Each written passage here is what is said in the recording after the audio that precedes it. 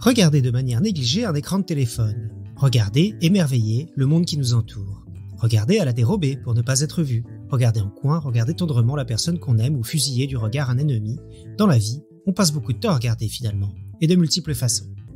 Mais savez-vous comment fonctionne la vision ? Savez-vous par quel mécanisme nous percevons une image lumineuse ? Ouvrez grand les minerettes, ce soir, on parle de la vision. Nous sommes le mercredi 23 mars 2022. Bienvenue dans Podcast Science, épisode 471.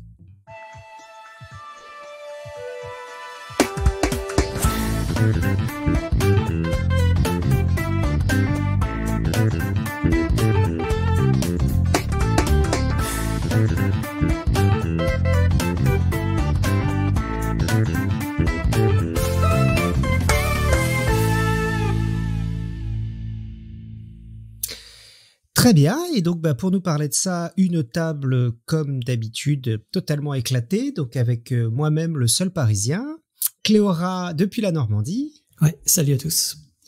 Pascal, fidèle à la technique depuis l'Alsace. Salut tout le monde. Et Alexa, qui est notre spécialiste des mirettes, qui est biologiste à Beverly Hills.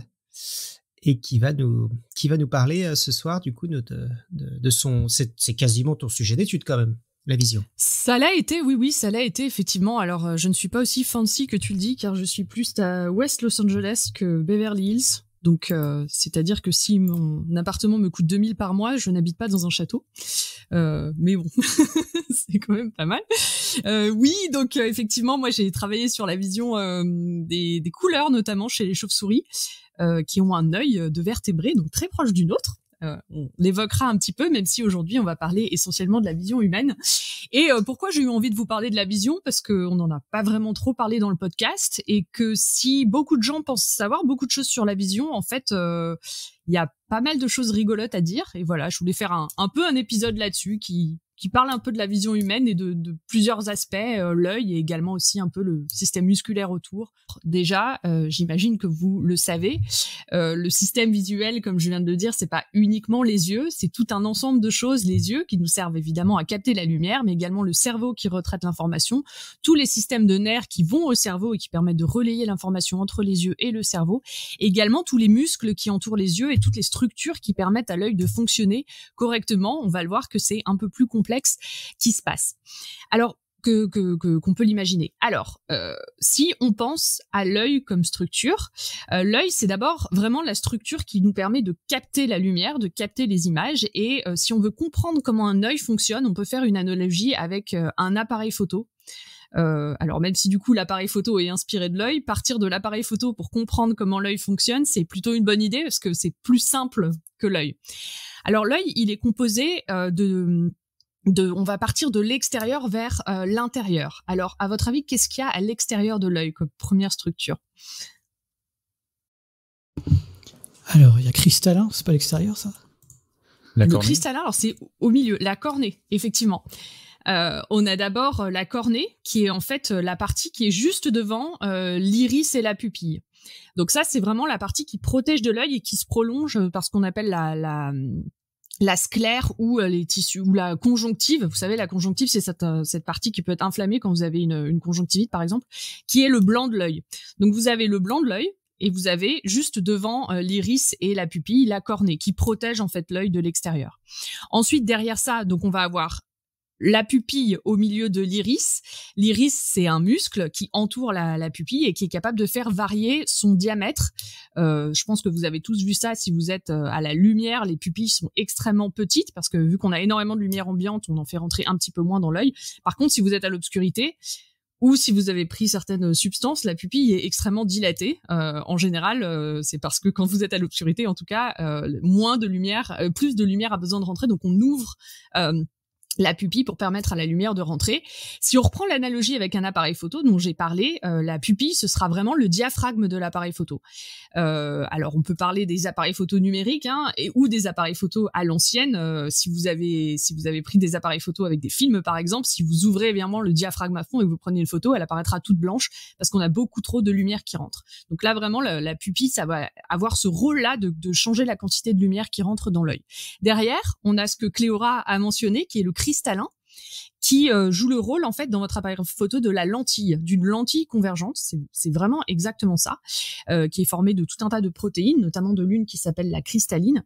Et le rôle de cet organe du cristallin, ça va être vraiment de jouer le rôle de lentille pour aller focuser l'image sur le fond de l'œil, pour aller former l'image que vous voyez du monde qui vous entoure à un endroit exactement précis du fond de l'œil. Comme un appareil photo, vous avez une lentille qui vous permet d'aller projeter l'image exactement, de faire se former l'image exactement à l'endroit de votre capteur ou de la pellicule, dans le cas des vieux appareils, pour qu'on ait une représentation fidèle. C'est exactement le rôle du cristallin.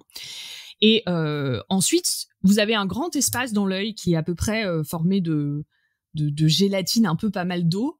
Et tout au fond de l'œil, là où se forme l'image, vous avez la rétine, qui est vraiment la partie de l'œil qui contient les photorécepteurs, donc qui est capable de réceptionner la lumière.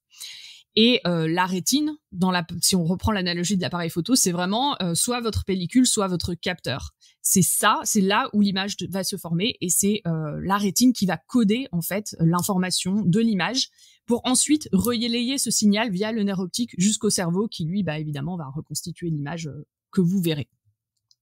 J'ai mentionné la partie entre le cristallin et la rétine qui est constituée un peu d'eau, etc.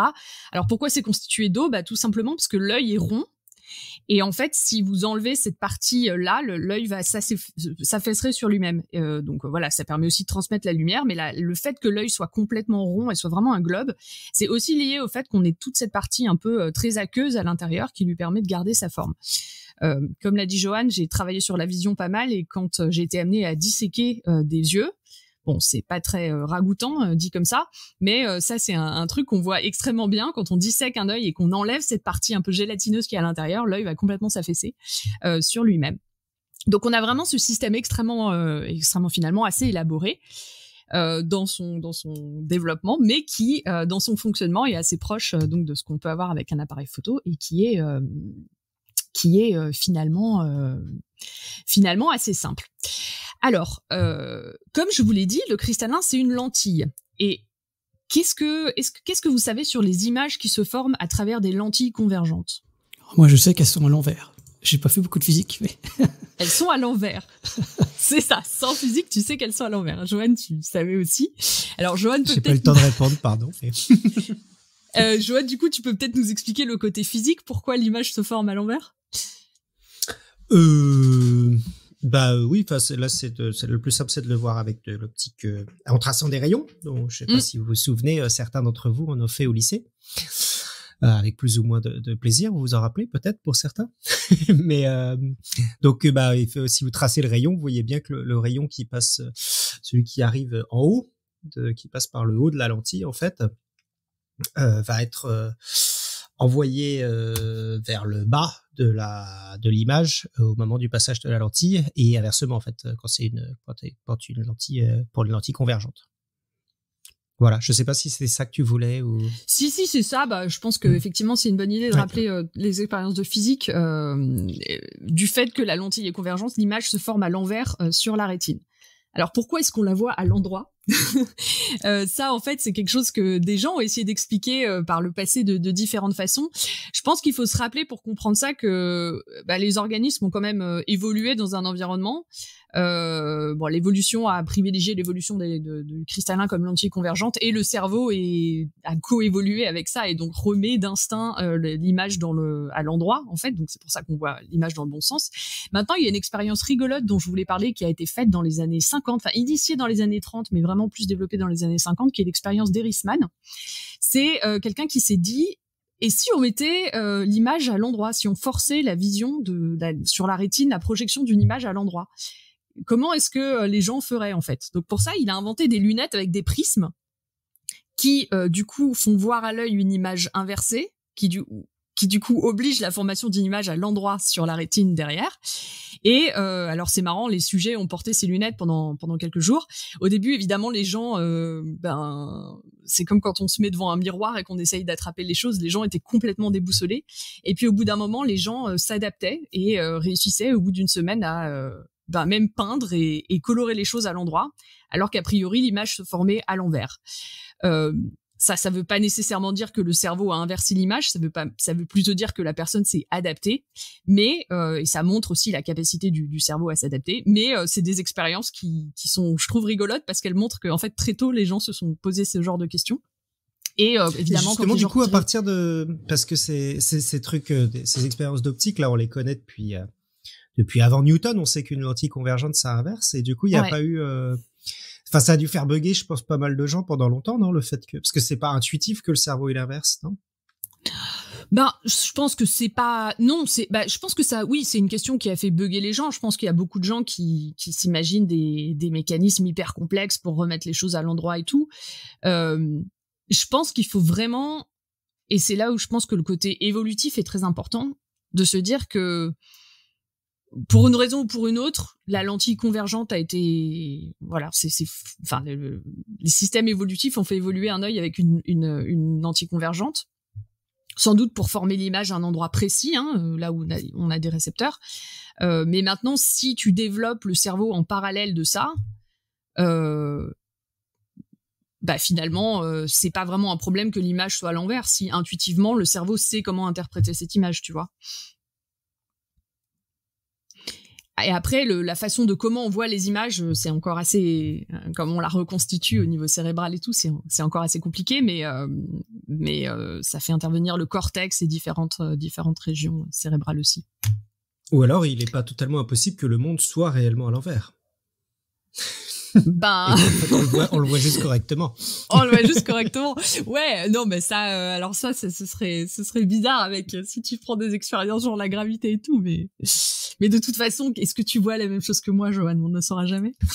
Non, mais la gravité est peut-être une force qui va du bas vers le haut. Ouais.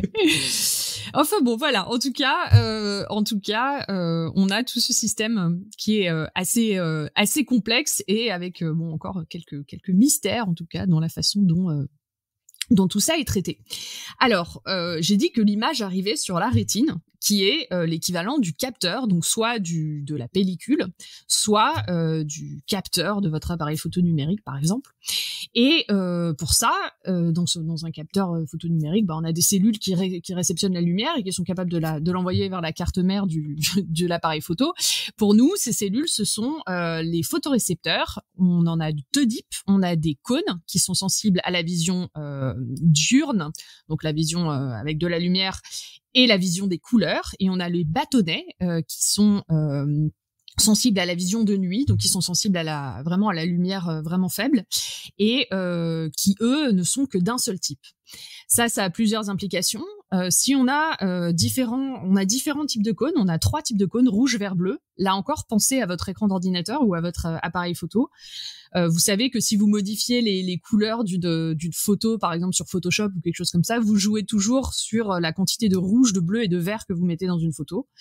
Et en fait, c'est un peu la même chose qui se passe dans notre œil. On a 3 cônes principaux qui nous permettent de capter différentes longueurs d'onde, et en modulant le nombre de ces cônes qui sont activés, des 3, donc, et en fonction évidemment de la lumière qui arrive, on va avoir une perception des couleurs qui va nous permettre de reconstituer toutes les couleurs du visible forcément, puisque c'est calqué sur la vision humaine, toutes les couleurs de l'arc-en-ciel qu'on peut voir. Par contre, pour ce qui est des bâtonnets, donc ceux qui nous permettent de la vision de nuit, on n'en a qu'un seul type. Et ça, qui est sensible plutôt dans le bleu. Et ça, ce que ça veut dire, c'est qu'en fait, la nuit, on n'est pas capable de voir les couleurs. Vous pourrez, j'en parlerai un petit peu plus loin, un petit peu plus tard dans cet épisode, mais on n'a qu'un seul type de photorécepteurs pour voir la nuit, qui sont donc les bâtonnets. Ensuite, reprenons donc l'analogie du capteur. Si je vous parle de la résolution d'une photo, est-ce que vous savez à quoi c'est lié, la résolution d'un appareil photo, par exemple? C'est le nombre de pixels, ça? Oui. Ouais, alors c'est lié à plusieurs choses, mais en grande partie, le nombre de pixels que effectivement ton appareil peut voir joue sur la résolution. On pense que pour la vision, on a un peu le même nombre de choses qui intervient en fonction des espèces animales. Et notamment sur les chauves-souris, on a, suivant les espèces, des variations du nombre de cônes et de bâtonnets dans les rétines. Et on pense que, bon, l'analogie avec les pixels n'est pas parfaite, hein, parce qu'il y a d'autres choses qui rentrent en compte, mais on pense que le nombre de photorécepteurs qu'on va avoir dans une rétine va influer sur la finesse de la sensibilité, la finesse des couleurs et aussi la finesse de la résolution qu'on peut voir avec un œil. Donc c'est vraiment exactement ce que tu dis, le nombre de pixels, ici ce sera le nombre de photorécepteurs qu'on a dans la rétine qui va influer sur la vision. Ensuite, ouais. Non, mais quand tu dis sur la finesse de la couleur, oui, ça je te crois, mais c'est vrai que pour un œil de même taille, au bout d'un moment, si tu augmentes le nombre de pixels, tu changes plus l'image en fait. Enfin, ce qui fixe la résolution oculaire, angulaire pour un système optique, c'est la taille du diaphragme d'entrée, quoi. Et donc tu peux, si t'as pas assez de pixels au bout d'un moment, bah oui, effectivement, mais au bout d'un moment, si tu continues à augmenter, donc je sais pas exactement, ça paraît un peu étrange que tu me dis. Après, c'est peut-être aussi que je sais pas, il y a peut-être des chauves-souris, ou des animaux qui ont juste pas assez de pixels par rapport à la taille de leur résolution de leur œil. Oui.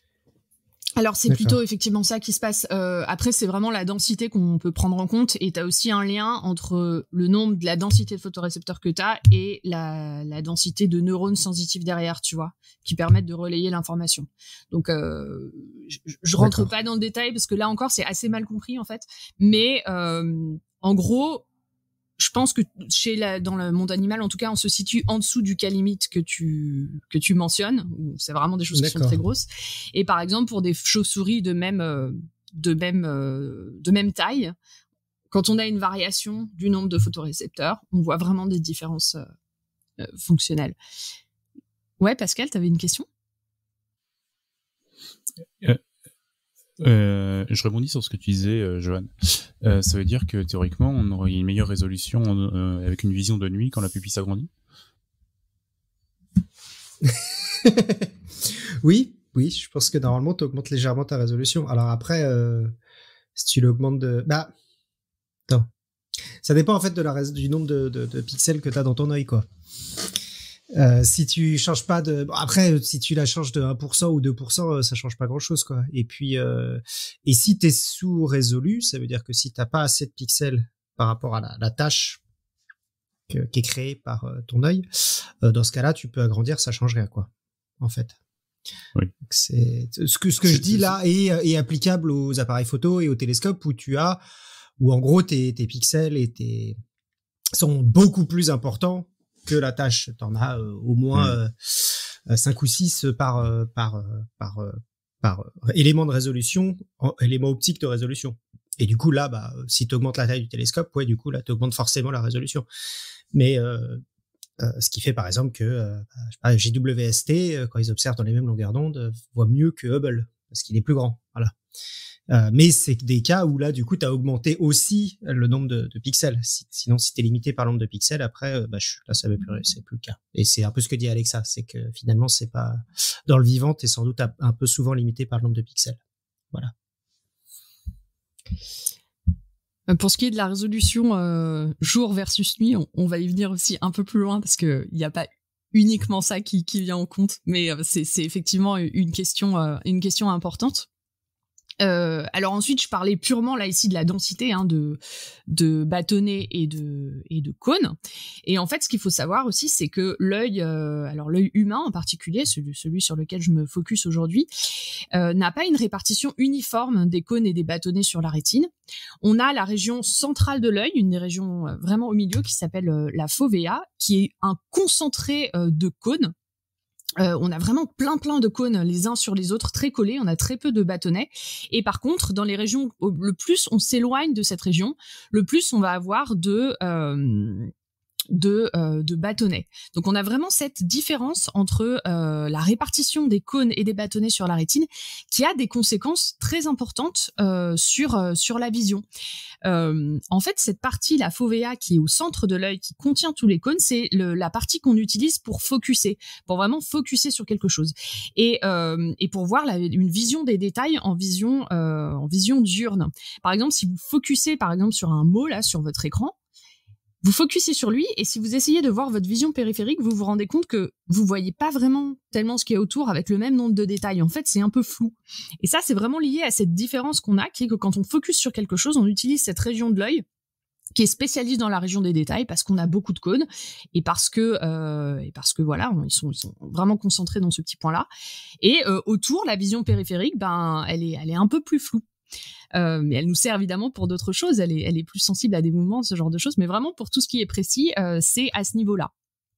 Et ça fait aussi que on a vraiment cette différence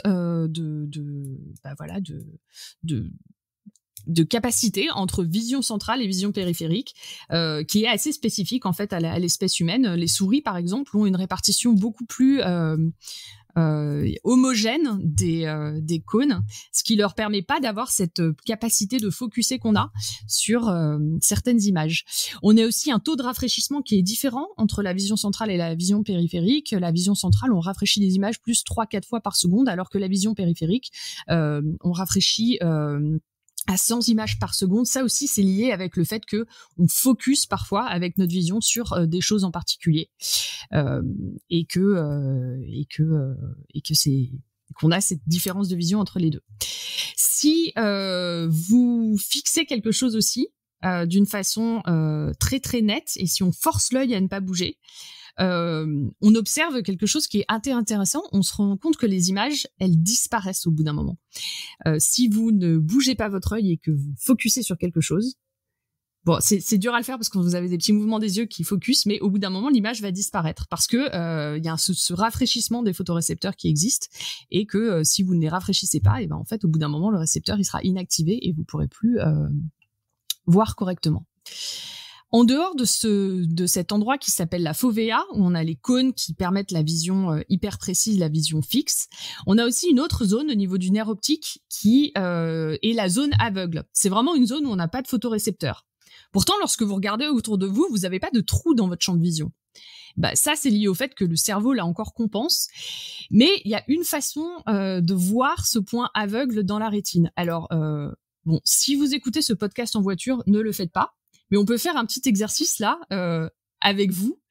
Je vais vous donner un lien vers qu'on va mettre dans la chatroom aussi, vers la page Wikipédia du point aveugle, parce qu'il y a une image que vous pouvez regarder.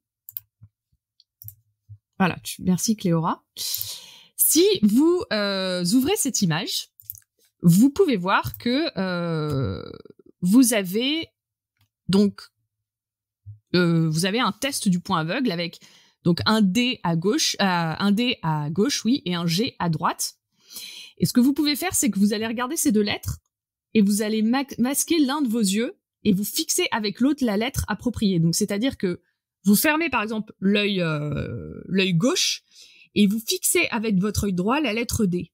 Et si vous jouez avec la distance que vous avez à cette image, vous pouvez voir qu'au bout d'un moment, l'autre lettre va disparaître.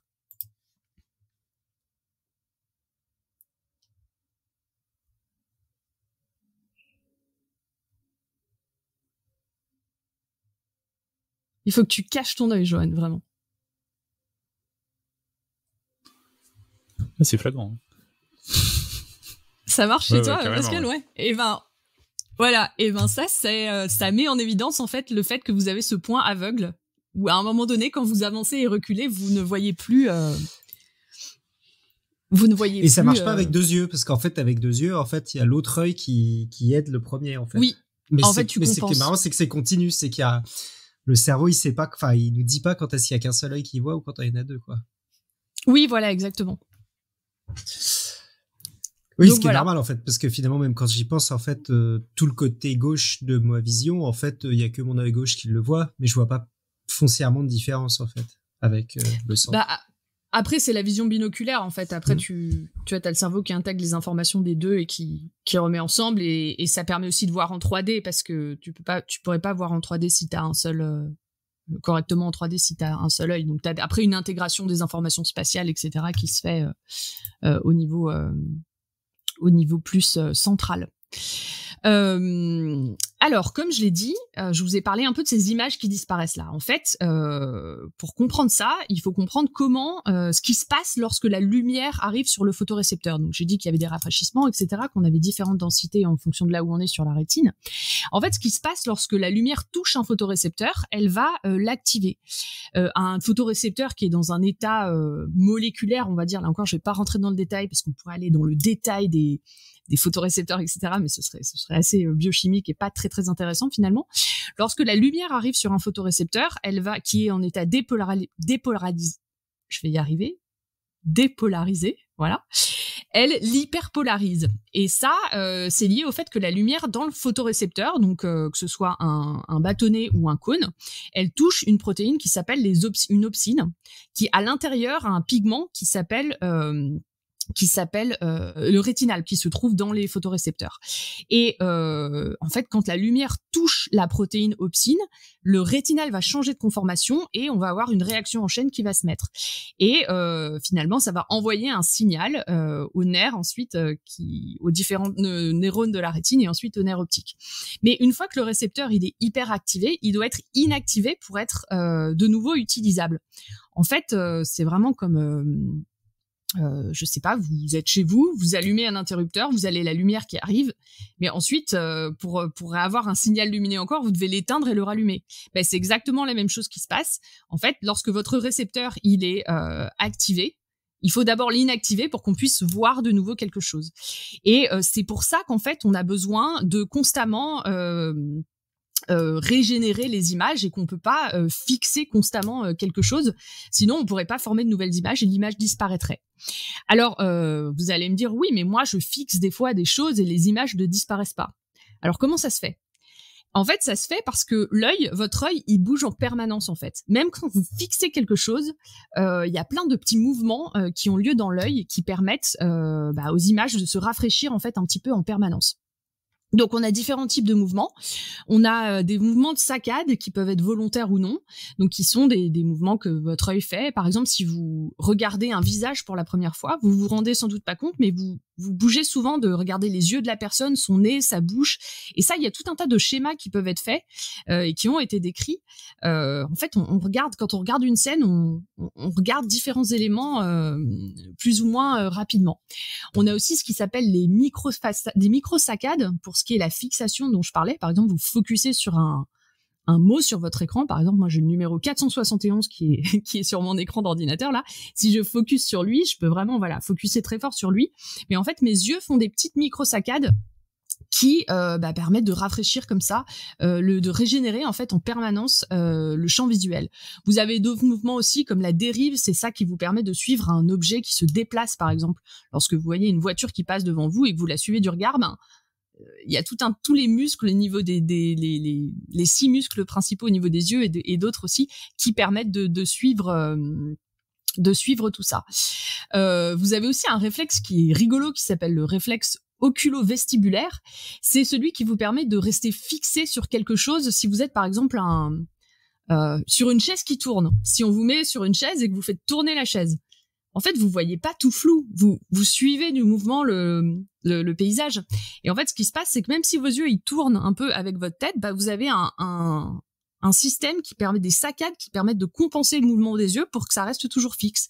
Et c'est ça qui fait que même si vous êtes un mouvement, même si vous tournez, même si vous êtes soumis à tout un tas de différences, vous pouvez quand même garder une vision suffisamment nette.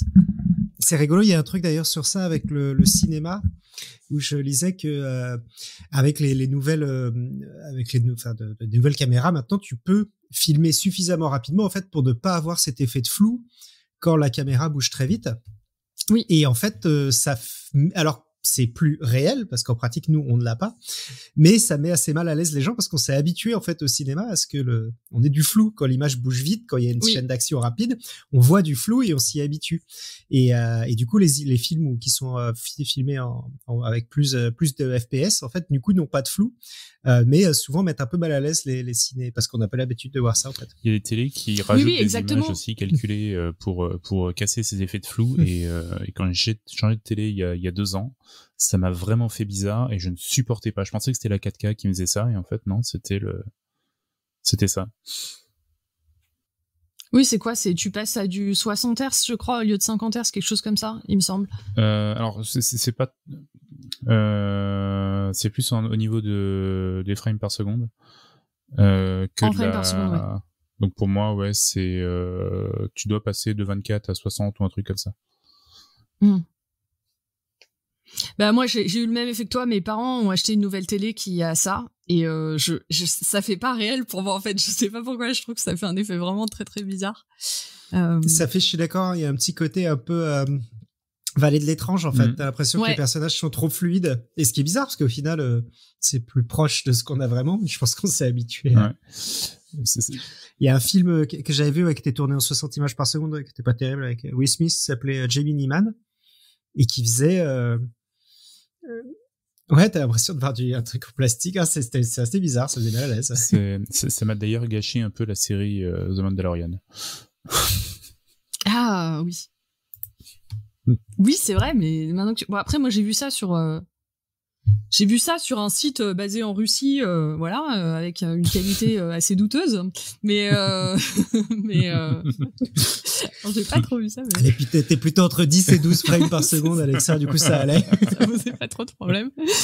Et je voulais dire un truc aussi, oui, sur les saccades qui peut intéresser Cléora et ce qui me rappelle l'épisode de Cléora sur la mémoire. Et notamment quand t'as parlé de la maturation du cerveau chez l'enfant et l'adolescent. En fait, les mouvements de saccade, c'est typiquement quelque chose qui est pas complètement en place avant l'adolescence. Alors les saccades verticales, je crois, donc celles qu'on fait comme ça, se mettent vraiment en place vers 6 ans. Mais certaines saccades horizontales se mettent en place vraiment plus vers 15 ans. Enfin, on va dire la fonction complète, quoi. Donc, quand on dit que les enfants en dessous de 12 ans ont un champ visuel qui est pas mature, ça fait partie des choses qui rentrent en compte. C'est évidemment plus complexe que ça, mais ça nous montre aussi, là encore, que en fait, il y a plein de choses qui se mettent en place à la fois au niveau cérébral, visuel, et là purement aussi, voilà, le fonctionnement de ces muscles contrôlés involontairement. Et ça, tu sais comment on le sait? Parce que j'avoue que ça me paraît dingue. C'est-à-dire qu'on a demandé à des enfants et on s'aperçoit qu'ils voient pas la même chose verticalement qu'horizontalement par rapport à nous. Alors, t'as plein d'expériences qui sont faites. En fait, ça tombe bien, ça me permet de rebondir là-dessus. Pour étudier les muscles. Alors, il y avait une expérience assez horrible qui avait été faite pour cette idée d'images qui disparaissent. Donc, le fait que si on fixe une image, elle disparaîtrait si on n'avait pas ces saccades et ces micro-saccades. En fait, il y a des gens qui avaient réussi à immobiliser... non, c'était pas trop dégueulasse, en fait. Qui avaient réussi à immobiliser l'image sur la rétine en fixant les yeux, en immobilisant les yeux vers une image. Et non, alors ils n'ont pas immobilisé vraiment physiquement complètement, mais ils ont aussi fait bouger un petit peu l'image avec le regard pour compenser cet effet des micro-saccades. Et là, effectivement, les images disparaissaient. Et en fait, les micro-saccades, tu peux vraiment étudier les mouvements, soit avec des caméras, je crois, en mettant des capteurs et des choses comme ça, tu peux étudier un peu les muscles. Et du coup, ça, tu vois, c'est des choses que tu peux faire très facilement en non-invasif aujourd'hui chez les enfants et les adolescents. Tu peux juste voir comment ils ont des micro-saccades, s'ils en ont pas, s'ils ont des saccades, quel type de mouvement des yeux tout simplement ils peuvent faire, et ça tu peux voir très facilement si t'as une différence entre l'adulte et l'enfant. Donc voilà, ça permet de faire pas mal de choses. Oui, alors ça, j'en parle après. Alors, puisqu'on parlait des couleurs, je voudrais un peu revenir sur la vision des couleurs dont j'ai parlé. Donc, je vous ai dit que on pouvait voir rouge, vert, bleu. On avait 3 types de photorécepteurs. Et même si on a majoritairement en fait des bâtonnets, ce qui est assez surprenant parce qu'on est pas mal sur la vision de ces couleurs, on se rend compte qu'on est une espèce quand même relativement diurne parce que on a quand même un ratio qui est pas trop mauvais pour les bâtonnets en fonction des cônes. On a par exemple 20 bâtonnets pour un cône. Si vous prenez des espèces nocturnes, comme la souris, elle a 30 bâtonnets pour un cône. Donc c'est vraiment cette différence de proportion entre les deux qui qu'on retrouve chez tous les animaux nocturnes. Ils ont beaucoup plus de bâtonnets. Pourquoi ? Parce qu'ils voient beaucoup plus la nuit. Et la composition des photorécepteurs change aussi selon les espèces. Les espèces nocturnes ont tendance à avoir moins de types de cônes. Pour des raisons évidentes, hein, elles voient pas. Elles utilisent moins leur vision diurne et donc du coup moins les couleurs. Donc les souris par exemple ont des cônes UV et vert, là où on a rouge, vert, bleu. Les chauves-souris peuvent avoir deux types. Elles peuvent avoir soit uniquement des verts, soit des verts et des UV. Donc on a, selon les espèces, cette différence de capacité des couleurs. Après, on a des animaux qui, eux, par contre, voient beaucoup plus de trucs que nous. Les oiseaux, par exemple, certaines espèces, elles ont rouge, vert, bleu, UV. Donc elles ont accès à une dimension supplémentaire qu'on n'a pas. Chez les insectes, on a aussi différentes couleurs. On a même une espèce marine, une sorte de crevette qui a jusqu'à 12 cônes différents. Donc on a vraiment cette variation énorme en fonction des espèces qui permet de voir différentes choses. Une question qui revient souvent, c'est pourquoi on n'a qu'un seul type de bâtonnet et du coup pourquoi est-ce que la nuit on voit pas les couleurs ? Et c'est une très bonne question. On ne sait pas pourquoi au cours de l'évolution on n'a pas évolué différents types de bâtonnets. C'est des questions que les gens se posent. Mais c'est ce qu'on observe en tout cas dans le monde animal. C'est commun à tous les animaux. Il y a qu'un seul type de bâtonnet, quel que soit l'animal. Alors, c'est une bonne question que tu poses. En fait, la question aussi de l'œil. On a 96% des espèces animales qui ont un système pour voir. Donc ça montre quand même à quel point la vision c'est important. Maintenant, les vertébrés, on a un œil qui a une origine commune. On a un œil qui est conservé avec la même structure. Maintenant, si tu pars en dehors des vertébrés, on a des yeux très très différents. Si tu penses aux yeux des abeilles par exemple ou des mouches ou des trucs comme ça, tu vois l'œil composé avec les omatidis là. Ça, ce sera l'objet d'un autre épisode, je pense. Avec Topo, on pourra faire un truc sympa. On a des systèmes visuels qui sont très différents, mais qui utilisent les mêmes gènes pour ce faire.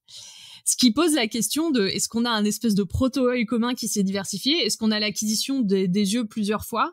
On pense qu'on a plusieurs acquisitions, mais voilà, on a vraiment des gènes en commun qui sont faits. Et concernant les photorécepteurs, on peut tracer l'origine effectivement commune des certains types de photorécepteurs assez loin. Maintenant, il y a des questions qui se posent, tu vois, loin dans l'arbre, de savoir si tous les bâtonnets sont issus du même gène initial, tous les cônes, etc. aussi. Il y a un exemple chez les serpents où des bâtonnets deviennent des cônes, genre sont transmutés en différents cônes. Donc, ce qui laisserait penser qu'un type peut évoluer dans un autre. Enfin, tu vois, il y a des questions qui se posent qui sont pas toutes encore résolues avec des exemples un peu dans un sens et dans l'autre.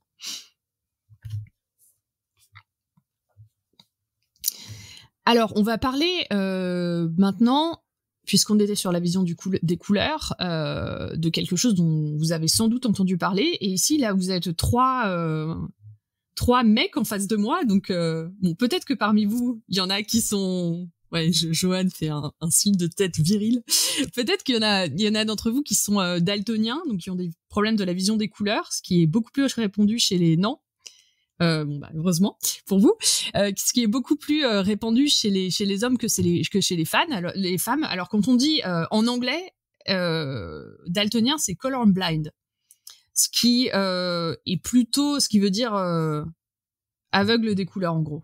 Ce qui est plutôt une fausse idée, puisque en fait les daltoniens, avec la forme la plus commune, en général voient les couleurs. Ils peuvent juste pas très bien distinguer la différence entre le rouge et le vert. Pourquoi ? Parce que comme je vous ai dit, on a trois types de cônes. On a bleu, vert et rouge. Et en fait, le cône vert et le cône rouge sont sur le même chromosome, le chromosome X. Et parfois, quand on a la méiose, donc au moment de la division des gamètes, etc., on a ce qu'on appelle des crossing over, donc les chromosomes s'échangent des informations, et ça peut parfois casser des gènes. Et c'est ça qui fait la majorité des mutations génétiques, des problèmes de désordre congénitaux qu'on peut avoir. Et pour ce qui est des daltoniens, en fait, il y a un problème au niveau de ces deux gènes qui sont très très proches et qui se ressemblent beaucoup. Ce qui fait que quand on a la méiose, parfois, l'un des deux se retrouve cassé ou se retrouve perdu. Ce qui veut dire que, en fait, les personnes qui sont daltoniennes, la majorité, ont soit un cône vert, soit un cône rouge, mais en général n'ont pas les deux, ce qui leur permet pas de discriminer. Et pourquoi c'est plus souvent les hommes que les femmes ? Parce que c'est sur le chromosome X, ce qui fait que là où les femmes ont 2 copies du chromosome X, donc potentiellement une copie qui n'est pas abîmée avec le cône rouge et le cône vert, si les mecs, vous avez la copie qui est abîmée, vous en avez qu'une seule, et c'est pour ça que dans ce cas-là, vous avez des problèmes de vision plus importants. Alors voilà, comme je l'ai dit, la forme la plus fréquente, c'est ce problème rouge-vert. On a aussi d'autres formes. Il y a des gens qui ont des problèmes au niveau des cônes bleus. Et dans ce cas-là, ils ont une vision de couleur qui est très différente, là où le problème rouge-vert font que les gens perçoivent majoritairement des couleurs bleues, un peu kaki, jaune, verdâtre. Quand on a un problème sur les cônes bleus, on verra plus des côtés un peu turquoise, rose, gris foncé, marron, violet. Et on a enfin un autre problème qui est où les gens perdent complètement la vision des couleurs. Je revois vraiment en noir et blanc. Et ça, ça peut être lié à des choses comme le fait qu'ils aient des cônes complètement atrophiés, ou alors ça peut être après un accident de voiture par exemple. Et là, c'est plus d'un côté cérébral en fait où on perd la capacité de traiter l'information des cônes. Et comme vous pouvez l'imaginer, les gens qui ont un problème de cône atrophié, en fait, c'est des gens qui ont énormément de problèmes pour voir la journée, parce qu'ils ne peuvent voir que sur leur bâtonnet, qui sont extrêmement sensibles à la lumière du soleil. Et donc, c'est des gens qui doivent porter des lunettes en permanence. Enfin, c'est vraiment un problème parce que, en fait, ils n'ont pas de récepteur qui leur permet de réceptionner la lumière de plus forte intensité.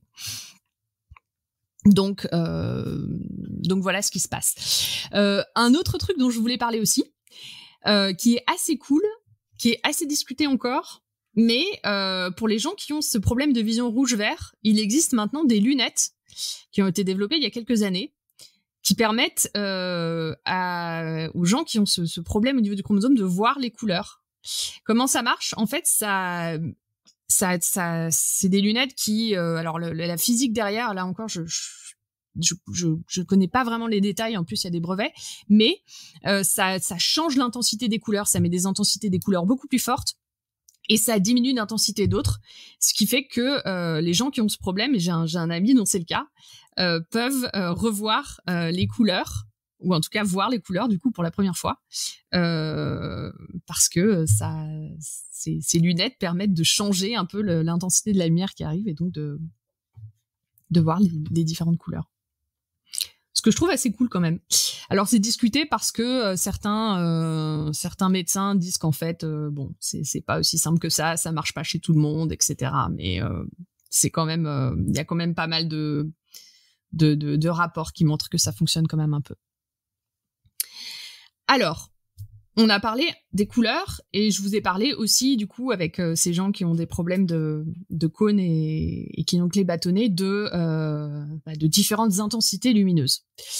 Comme vous le savez, quand on vit sur Terre, on s'adapte à vraiment beaucoup de conditions lumineuses, à la nuit complète, à la nuit de pleine lune par exemple, à la forte lumière, etc. Et si vous en avez tous fait l'expérience, je pense quand vous passez par exemple d'une pièce sombre au plein soleil ou le contraire, vous avez toujours un moment où vous voyez pas forcément super bien parce que vos yeux sont pas adaptés. Et ça fait intervenir différentes choses. Donc j'ai parlé de la pupille en début d'épisode qui change la quantité de lumière qui rentre.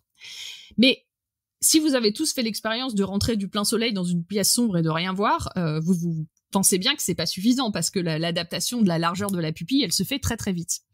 En fait, il y a une autre chose qui rentre en compte et qui s'appelle l'adaptation au noir. C'est le fait que vos cônes et vos bâtonnets ont une réponse différente à la lumière, comme je l'ai dit, et s'adaptent différemment. En fait, si vous êtes dehors et que vous rentrez dans une pièce sombre, d'un coup vous allez plus rien voir parce que vos cônes vont pas percevoir la lumière parce qu'ils sont pas sensibles à ça, mais vous n'allez pas voir non plus directement dans la nuit parce que vos bâtonnets ne sont pas encore adaptés. En fait, si vous vous souvenez ce que je dis, quand on a de la lumière qui arrive, les photorécepteurs ils vont être inactifs pendant un moment. Mais chaque photorécepteur a un certain seuil en fait d'inactivité. Et les bâtonnets, en fait, quand vous êtes en plein soleil, dans la lumière du soleil dehors, ils sont en permanence bleachés parce qu'il y a tellement de lumière pour eux qui réagissent pas. Du coup, quand vous arrivez dans le noir, il faut qu'on ait ce système de régénération qui peut être plus ou moins long, et vous allez progressivement avoir cette adaptation au noir. C'est ça qui fait que du coup, quand vous rentrez dans la pièce noire, vous voyez de mieux en mieux dans la nuit. Inversement, on a la même chose, sauf que c'est beaucoup plus rapide de passer d'une pièce sombre à la lumière, parce que les cônes finalement n'étaient pas bleachés, mais ils étaient au repos. Vous passez à la lumière, vous êtes un peu ébloui d'abord évidemment parce que tout s'active en même temps, mais petit à petit on va avoir cette réponse d'adaptation à l'intensité lumineuse, où c'est vraiment les seuils de sensibilité à différents types de lumière qui vont être plus ou moins activés. Une autre chose à prendre en compte aussi pour l'adaptation, c'est la longueur d'onde. Et ça, Johan, c'est un truc aussi que tu as sans doute vu dans l'observation avec les télescopes, et peut-être toi aussi, Pascal, quand tu regardes avec ton télescope la nuit. En fait, la sensibilité à la lumière, elle change en fonction de la longueur d'onde. Si on est au soleil, on est beaucoup plus sensible aux longueurs d'onde rouges, des choses comme ça. Mais alors que l'intensité lumineuse diminue, en fait, on va être beaucoup plus sensible à la lumière bleue. C'est ce qu'on appelle l'effet Purkinje, c'est la personne qui l'a mis en évidence. Et vraiment, vous pouvez penser à ça, si vous observez une image qui est en pleine lumière, les couleurs, elles vont être hyper lumineuses et surtout le rouge va bien ressortir. Mais au fur et à mesure que l'intensité de la lumière baisse, tout va se griser petit à petit jusqu'à se devenir noir et blanc. Si vous avez plus que vos bâtonnets, vous voyez en noir et blanc la nuit, en fait. Et si vous avez un peu encore les deux qui sont activés, là vous voyez un peu grisâtre, vous savez, sur ces paysages de nuit. Et c'est vraiment lié à ça, au fait qu'on a un shift de sensibilité des longueurs d'onde. La journée, on appelle ça la vision photopique, où on a toutes les couleurs qui popent bien. La nuit, en noir et blanc, on appelle ça la vision scotopique. Et au milieu, on a la vision mésopique, qui est vraiment la vision un peu intermédiaire grisée qu'on voit. Alors ça a des applications. Notamment en astronomie. En astronomie, on utilise souvent on se place souvent dans le côté lumière bleue, mais on sait que l'effet Purkinje, donc cet effet de shift de longueur d'onde, peut fausser l'estimation de la luminosité de certaines étoiles. Si l'une étoile est rouge, par exemple, on peut avoir des problèmes d'estimation de la luminosité pour les étoiles variables, parce que suivant la couleur dans laquelle ça apparaît, on aura des calculs qui sont faussés à cause de ça. Je sais pas si tu savais, Johan. Hop, je trouvais plus le bon. Voilà. Je ne savais pas, mais après, ça fait quand même bien longtemps qu'on mesure plus la photométrie des étoiles à l'œil, quand même. Donc. Oui, mais apparemment, tu peux avoir aussi, même sur des appareils de mesure, pour les étoiles variables, uniquement parce que du coup, tu calibres pas. Tu peux fausser. D'accord, ok, je savais pas. Pascal, t'as dit un truc ? Ah non, j'ai cru. Et en fait, on peut se servir de ça pour éclairer certains environnements dans la nuit avec certaines longueurs d'onde. Si vous savez, peut-être vous avez entendu parler des sous-marins ou des pilotes qui ont de la lumière rouge souvent, soit dans les sous-marins, soit dans le cockpit. Pourquoi on a ça ? Et de la lumière rouge de très très faible intensité. En fait, ça permet de garder une luminosité très faible. On a une luminosité très faible, donc on a les bâtonnets actifs, mais maintenir de la lumière rouge à faible intensité, ça permet de maintenir les cônes activés. Ce qui fait que si jamais les gens ont besoin de lire rapidement des choses, etc., on n'aura pas ces effets d'adaptation qui vont être mis en place, puisque les cônes seront toujours activés, même si on est dans un environnement sombre. Et comme la lumière rouge elle est faible, ça va pas saturer les bâtonnets, donc on reste adapté en fait à la lumière très faible. Donc jouer sur ces questions d'intensité lumineuse et de couleur et de longueur d'onde, ça permet vraiment pour des environnements où on en a besoin, comme pilote ou quand on est dans des environnements sombres, de garder actifs les deux types de vision pour pouvoir réagir quand il faut. Est-ce que vous m'entendez tous là? Tout le monde s'est pixelisé d'un coup? Ok. J'ai eu peur que ce soit ma connexion. Et on l'utilise aussi, comme je vous l'ai dit tout à l'heure, on sait qu'il y a des animaux qui ne voient pas la lumière rouge, comme par exemple les rats, les souris qui n'ont pas de cône rouge. Et ben parfois, pour faire des études sur ces animaux dans la nuit, on les éclaire avec une lumière rouge très basse, ce qui les perturbe pas parce qu'en fait, ils l'aperçoivent pas. Mais on reste dans la nuit quand même. Voilà. Alors ensuite, pour continuer, je voulais parler justement de quelques pathologies assez importantes qui touchent l'œil et qui sont un peu liées à ce dont j'ai parlé, la perception de la lumière. Je voulais parler notamment du déficit en vitamine A, qui touche vraiment le rétinol et le rétinal. Donc vous savez là, le pigment qui est au sein de tous les photorécepteurs. En fait, lorsqu'on a des gros déficits en vitamine A, par exemple en Afrique, dans des populations de la famine, des choses comme ça, on peut avoir des gens qui deviennent aveugles progressivement, juste parce qu'ils perdent comme ça la capacité de faire des photorécepteurs, d'avoir des photorécepteurs de bonne qualité. En général, ça commence par des conjonctivites, des choses comme ça, et puis ensuite des problème au niveau de la cornée, et à la fin on a d'abord une perte de la vision scotopique, donc de la vision de jour, et puis de la vision de nuit, et ensuite de la vision photopique, donc de la vision de jour progressivement. Alors pour remédier à ça, vous avez peut-être entendu parler de cette initiative il y a quelques années, notamment au niveau des OGN, du riz doré, des gens qui voulaient faire du riz à la vitamine A. Bon, ça a été très polémique après, parce qu'évidemment ça mettait une dépendance des pays, etc., à ce riz. Néanmoins, ça a prouvé quand même certains effets positifs, et ça fait partie des choses qui sont vraiment des problèmes majeurs en fait, et dont finalement qui sont des choses qu'on pourrait résoudre assez facilement, mais ça montre quand même à quel point la malnutrition a évidemment plein d'effets, mais cet effet sur la vision, c'est quelque chose qu'on retrouve. On a vraiment un lien fort entre la vision et la nutrition. Et pour ça, je voulais, pour finir, parler d'une autre maladie qu'on a aussi, qui s'appelle les problèmes qui sont liés à la dégénérescence maculaire diabétique, ou la rétinopathie diabétique. Quand on a du diabète, on a en général beaucoup trop de sucre dans le sang, hein, et l'œil est assez sensible à ça. L'œil consomme énormément d'oxygène, donc on a besoin de beaucoup de glucose, etc., pour fonctionner, beaucoup d'énergie.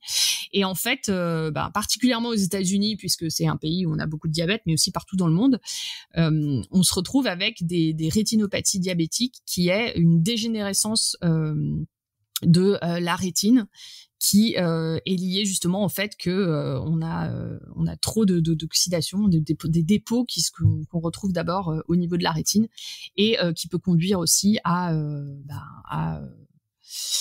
l'aveuglement de toute façon, juste à la fin. Et un des moyens de remédier à ça, c'est certaines thérapies qui sont discutées, mais utilisées quand même dans certains pays. Donc je voulais en parler parce que ça prend en compte ce côté l'adaptation au noir dont j'ai parlé un peu plus haut. Ça montre qu'aussi connaître toute cette physiologie de l'œil, ça nous permet aussi d'avoir des traitements. En fait, il existe des masques lumineux pour ces personnes qui sont censés supprimer les phénomènes d'adaptation au noir. Et on pense que ça aide à limiter le développement de cette maladie, parce que ça empêche l'activation des bâtonnets, qui sont ceux qui consomment le plus d'oxygène, et donc éventuellement on va avoir un stress le plus important. Donc en fait, bien comprendre tout ce qui est développement de l'œil, ça, et physiologie de l'œil et son anatomie, etc., ça nous permet aussi de développer des traitements qui nous permettent de soigner, etc., avec des applications dans pas mal de domaines. Alors quand même, globalement, je pense qu'avec cet épisode, vous avez vu que c'est pas aussi simple qu'on pourrait penser. L'œil, c'est pas uniquement voir une image, voir de la lumière, activer des photorécepteurs. On a énormément de choses qui rentrent en jeu et ça nécessite quand même un fonctionnement extrêmement coordonné à la fois de l'œil, de sa structure, de ses muscles et ensuite évidemment du cortex derrière qui va interpréter toutes ces images. Et toutes ces données, tout ce que je vous ai présenté là, une partie des choses qu'on connaît, notamment sur le détail des mouvements de saccades, des choses comme ça. Il y a pas mal de choses qui ont été faites dans les années 2000, dans les années 90, donc c'est quelque chose qui est quand même pas si vieux que ça. Et les gens étudient toujours énormément le fonctionnement de l'œil pour essayer de comprendre ce que certains mouvements veulent dire, comment le signal est relayé au cerveau, les différentes aires du cortex visuel, etc., etc. Donc c'est une science qui est quand même encore en plein développement. Et les lunettes de daltonien, les lunettes pour tout ce qui est rétinopathie, pareil, c'est des choses qui ont été développées 2015, 2018, des choses comme ça. Donc c'est pas quelque chose qui est vieux, qui est connu, etc. C'est vraiment des innovations récentes. Donc bref, tout ça pour dire que avoir une bonne connaissance de système physiologique, même si a priori on peut se dire la vision on comprend tout. Non, il y a encore plein de choses à découvrir. Et je trouve que c'est quand même assez chouette d'un point de vue à la fois anatomique, physiologique et neurologique de se dire qu'un système qui est étudié comme ça depuis des années, on a encore tant de choses à savoir. Et en plus, là, tu t'es limité juste à l'œil. Oui. C'est dire comme quoi il y a encore beaucoup de choses à savoir. J'ai hésité à partir dans tout ce qui est cortex, mais pour le coup, j'ai pas voulu dire de bêtises. Et là, il y a énormément de choses à dire. Il y a des choses hyper intéressantes qui ont été faites. Par exemple, je crois qu'on en avait déjà parlé dans le podcast Écolocation, mais par exemple sur des gens qui sont aveugles de naissance ou qui sont devenus très jeunes. En fait, on s'est rendu compte que des aires du cortex visuel ont été ensuite réallouées pour faire de l'écolocation, par exemple. C'est des gens qui peuvent faire des clics, comme les chauves-souris, et puis estimer la distance des objets, etc. Et quand on regarde leur cerveau, ce qui s'allume, c'est pas les régions de l'ouïe, c'est les régions visuelles, en fait. Donc, il y a plein de questions comme ça qui sont liées où, le cortex visuel, est-ce que c'est pour se représenter dans l'espace ou est-ce que c'est uniquement pour voir ou... Enfin, il y a... Et ça, je crois que... Alors, du coup, la littérature récente... Il faudrait qu'on invite quelqu'un pour nous parler de ça, en fait, qui travaille là-dessus. Ouais, un futur épisode sur cortex visuel. Ouais. Uniquement. Merci. C'était super intéressant. Est-ce que tu es venu avec une quote ? J'imagine que oui. Écoute, je suis venue avec une quote. Où est-elle ? Alors, c'est une quote, un peu philosophique. C'est d'un livre que je recommande à tout le monde. Je pense que... Est-ce que ce serait celui-là ? Est-ce que c'est celui-là ? Attends, je regarde. Si je devrais choisir un livre... Oui, c'est bon. Non, mais je voulais dire, si je devais choisir un livre à emporter sur une île déserte, peut-être que ce serait celui-là. C'est la trilogie de Philip Pullman à la croisée des mondes, Heat Deck Materials en anglais, qui a fait... Je crois qu'il y a un TV show sur HBO. Est-ce que c'est HBO ? Enfin, il y a une série qui est en cours de développement actuellement dessus, mais c'est un bouquin qui est sorti dans les années 90.